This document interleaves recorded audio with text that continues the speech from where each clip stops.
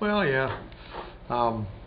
You know, if a vehicle, this is keeping the good ones going. If a vehicle keeps giving oddball problems, as it gets older and older, you got to decide if it's worth fixing. Like for instance, there was a guy that I knew of that was over in. Hey, Derek. There was a what? Are you just looking for some marching orders or something? Huh? You looking for marching orders? Get that. See if you can. See how close you can get to sewing up that Crown Victoria.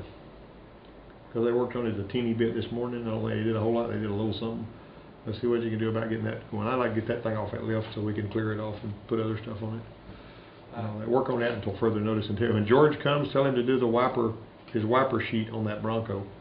The wipers aren't working right on the Bronco. If George shows up, tell him to work on the Bronco. Okay. Huh? He was just out here. Okay. Yeah, tell him to work on the Bronco. All right.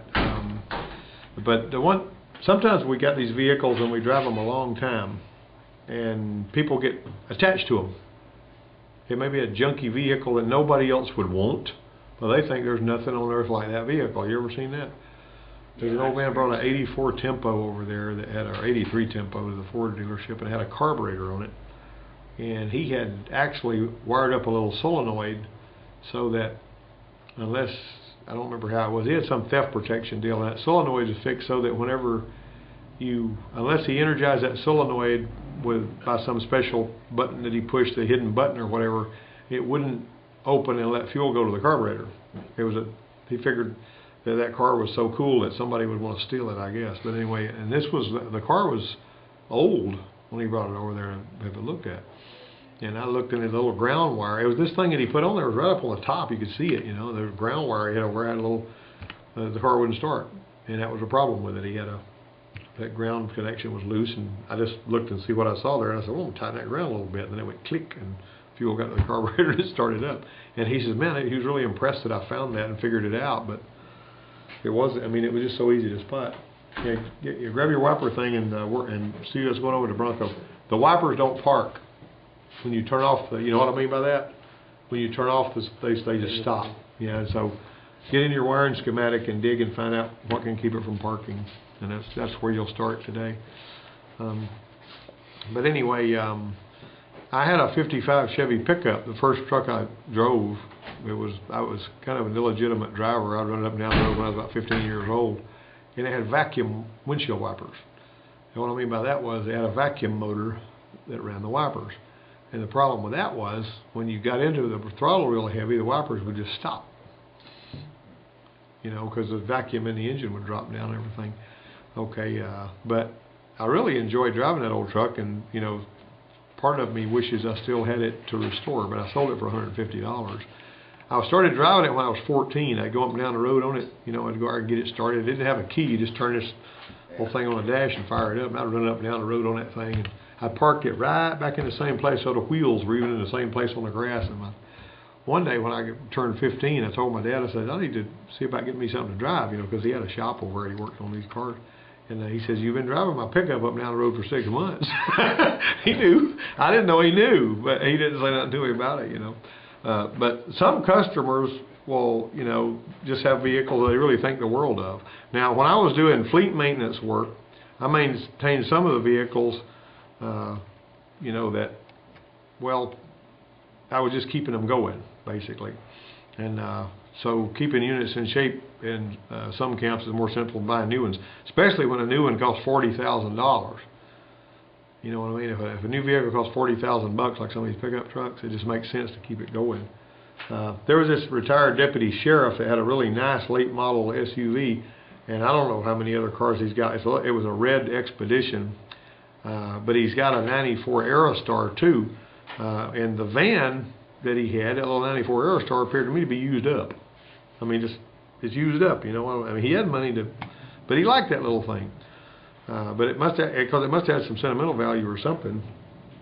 Several thousand miles earlier, he had spent $4,400 to have somebody put a motor in that thing. And to me, you can put, and I've said this before, you can put a $4,000 engine in a $200 car, and when you get through, you've got a $400 car. you're not going to get it back dollar for dollar. Just because you spent that doesn't mean it's worth $4,000 more.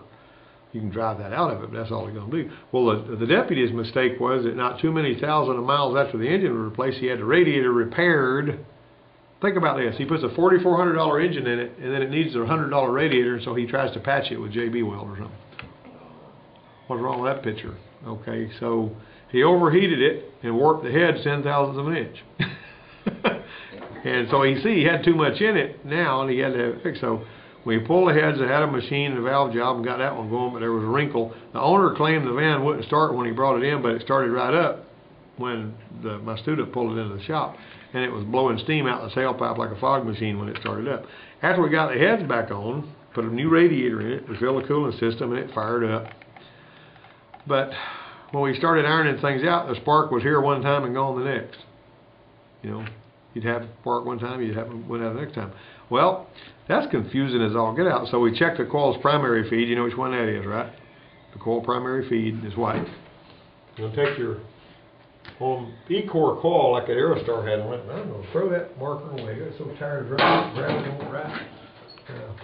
You got your E-core ignition coil, and you got that thing in the middle, and it's got this little connector on it that has got two wires going to it. This one here goes out to the distributor.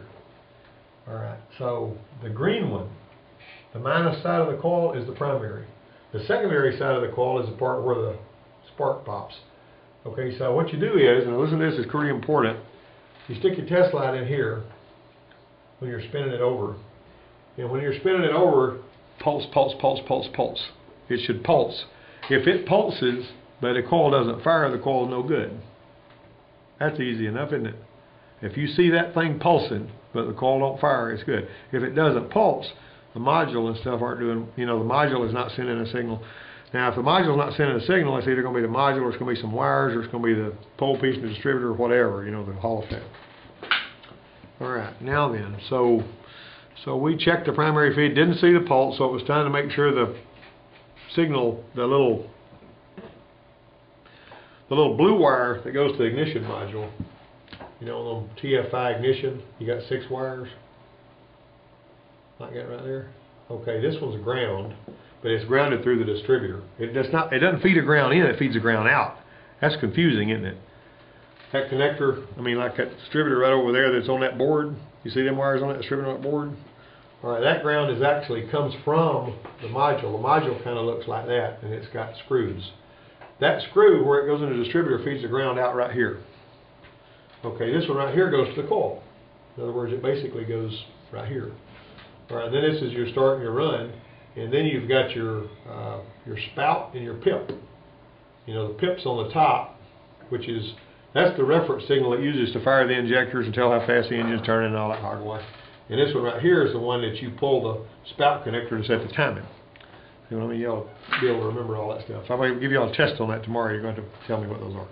Alright, so, and the firing order on every car that we got in the shop, you got to know those too. Alright, so, but anyway, we wanted to make sure that we had a pulse from here. That's the long and the short of it. Pulse, pulse, pulse. If it's got a square wave, we'll check that. Okay, when you see a pulse but no fire, you got a coil. But one way or another, if the module is powered and grounded, and if it gets a signal, where does that signal originate? Inside the distributor, you got this little Hall effect. It's a little thing with vanes and windows, and I've got one right over there on that board. And as it spins past that, it spins between this thing here spins between.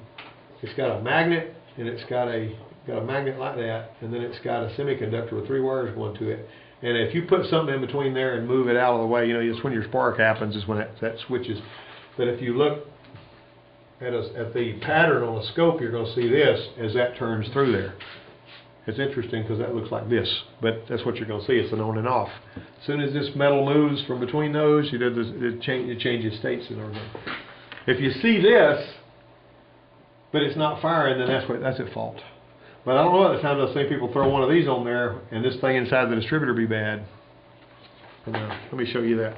So this is pretty important stuff here, and I need to actually have a prop to show you that.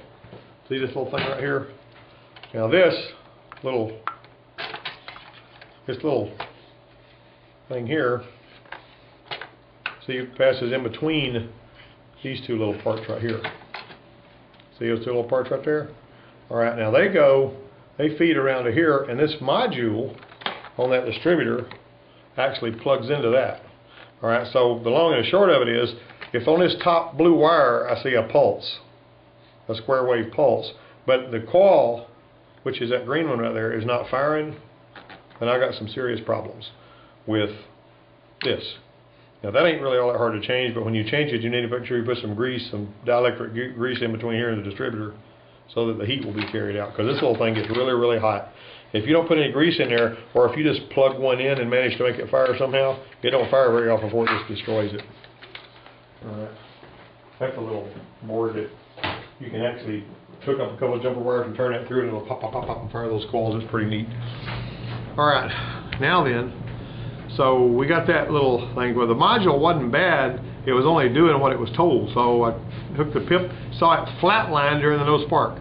So my oscilloscope showed me I wasn't getting anything from here. That right there was totally flat when the spark wasn't happening. So that told me, as long as, you know, technically that wire could be shorted around somewhere, but when nobody's moving anything and it doesn't have spark and you don't have this, you know the part in the distributor. You unplug that, you got two screws you take out. The problem is on most of them, you got to pull the gear off the bottom of the distributor, pull the shaft out to change that part, and we did that. And that took care of that. But now see, the long and the short of it was, he told me it wouldn't start. But it did start for us, which would start and then it wouldn't, and start and then it wouldn't. So we had to fix that after we did all the engine work of it. You see where I'm going with all that? Okay, so, now let me move on here. So, here's another one. Let's talk about this other truck. We bought this truck used from another state agency, and it ran okay for a little while, but it developed an intermittent low idle stall. Kind of like the GMC was doing. Yeah. Except it was intermittent. It wasn't always doing it. So it wasn't a bent pin on the engine controller on that one.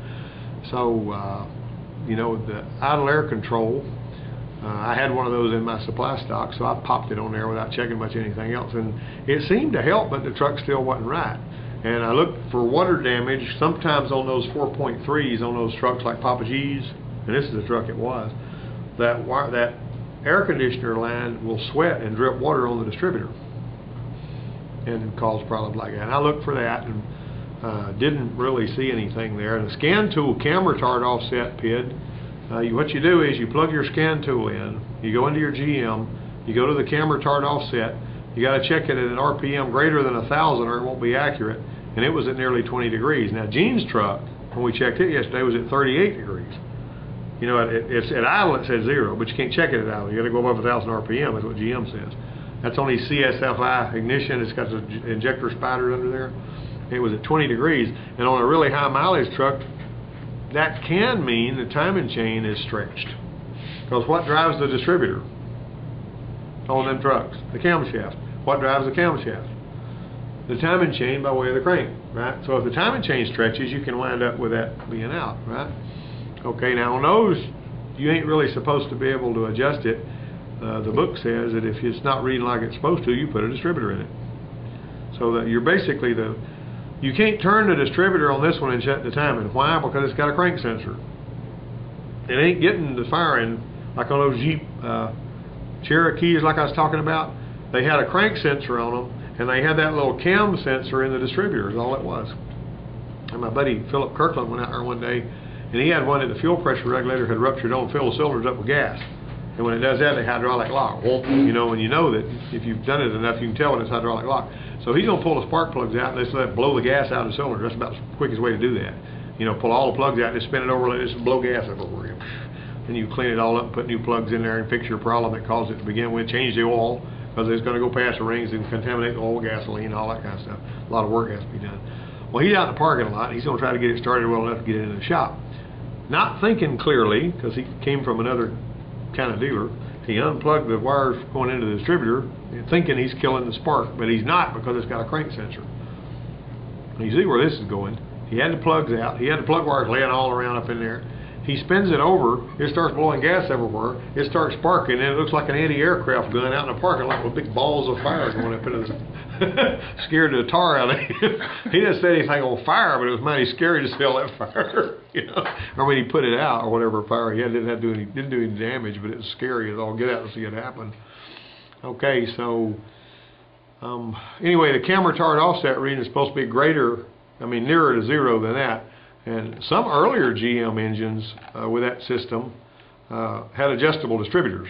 You could actually turn the distributor, like a 98 Chevy pickup or something. You turn that distributor and you could get it just where it was supposed to be. But you had to have it above 1,000 while you were adjusting it. And we need to go through that procedure, don't we? I need to show you guys that, because did any of you see it yesterday when we were doing it on Gene's truck? Cam retard offset's what you're looking at. And I don't know it, the people that have told me they had a manifold gasket replaced on one of those kind of vehicles, and after that the gas mileage went to pot. And I don't know if it's because they didn't set the cam retard offset or what, but it seemed like a recurring theme.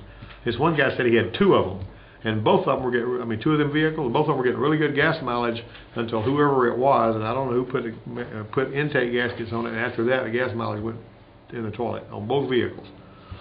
But if you feel like if you get it started, you know. Now we used to have to set, what you are also setting is rotor alignment when you do that. Rotor alignment meaning the spark is supposed to happen whenever that firing post, you know, like your spark is going to, whenever you're cruising down the road at 50 miles an hour, your spark is going to be like 45, 50 degrees before top dead center. No load, floating, you're going to have really fast advanced spark.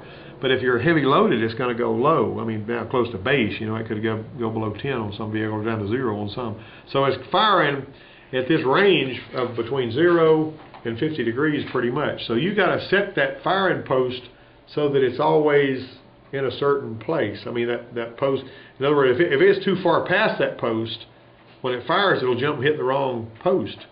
And it'll cause the truck to buck and surge and all that. So the rotor alignment's pretty critical. And that's part of what you're sitting here.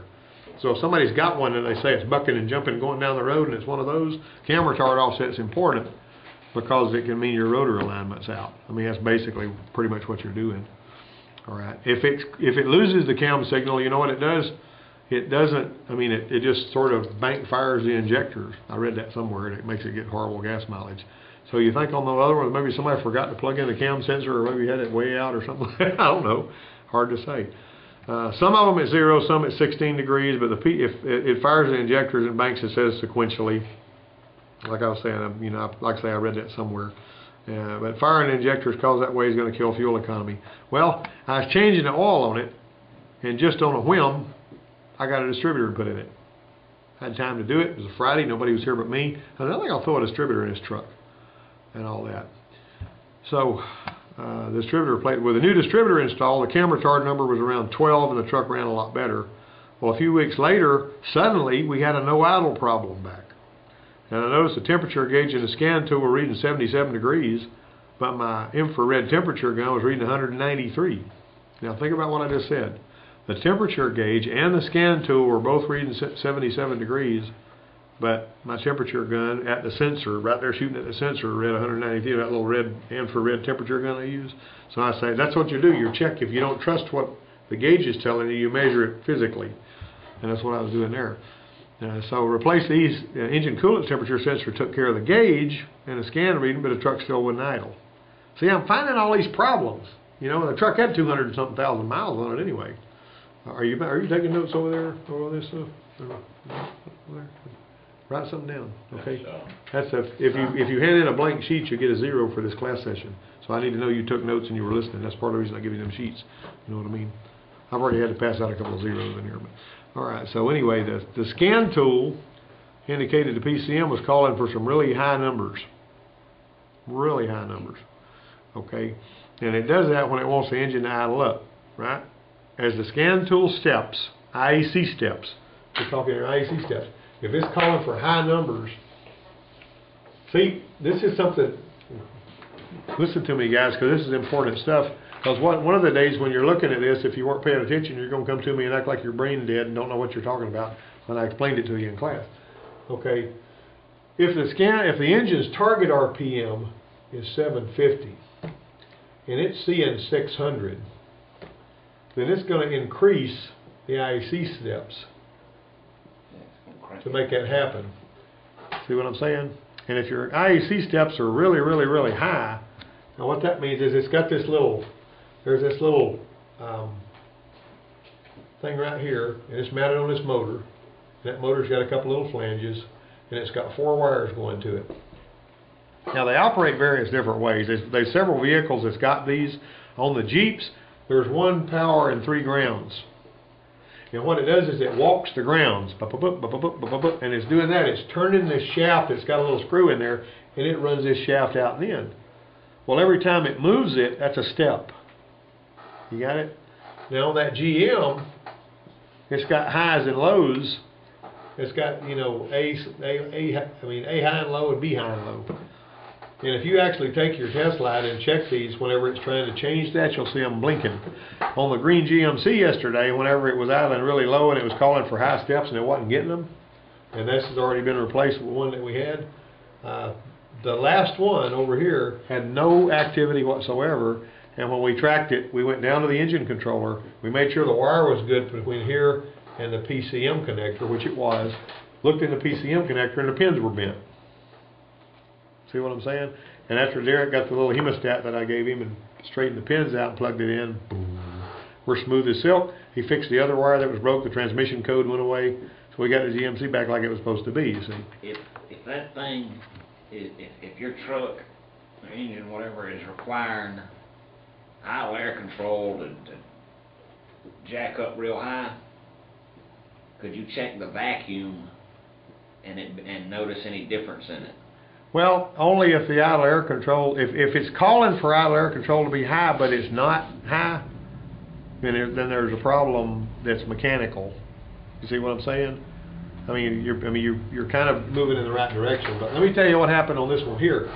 This idle air control was supposed to open up. As it comes back, there's a passage here that goes around the throttle plate. See the throttle plate being up here. The idle air control lets air come through a filtered passage around the throttle plate. As this goes back, the steps goes higher, this goes back, and more air goes through there, and the engine idles up.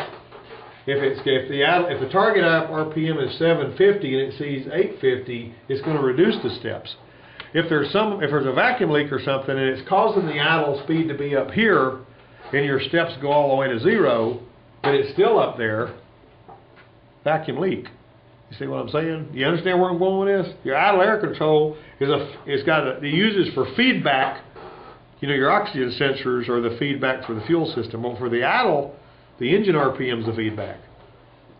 So it's going to change the idle air control to try to regulate the engine RPM at idle. It only does that at idle.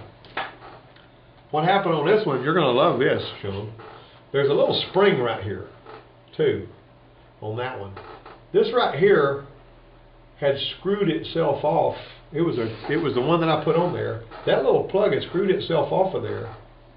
And I just had a threaded rod here that wasn't even touching that. But the spring was holding that in place.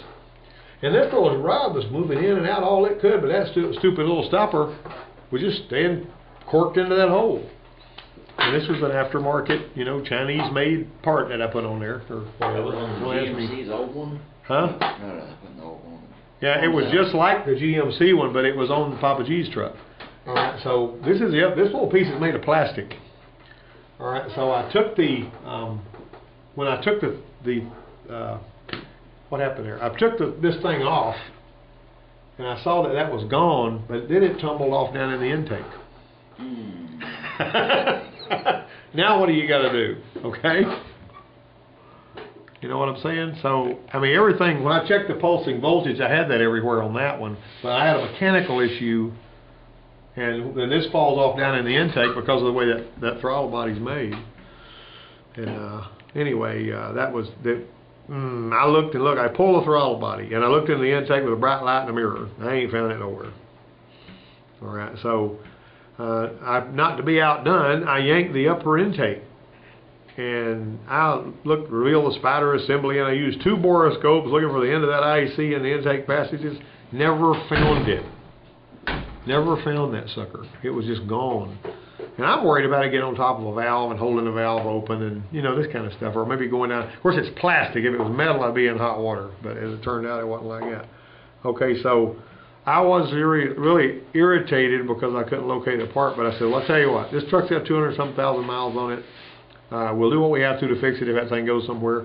And I put that doggone intake back on, and he's driven that thing like 80,000 miles, and that thing never turned up again. I don't know. Someday somebody's probably going to find it laying in the intake on that truck when they pull it apart at the junkyard or something. I don't know, but anyway, that was the way that went. But you guys understand the idle air control, right?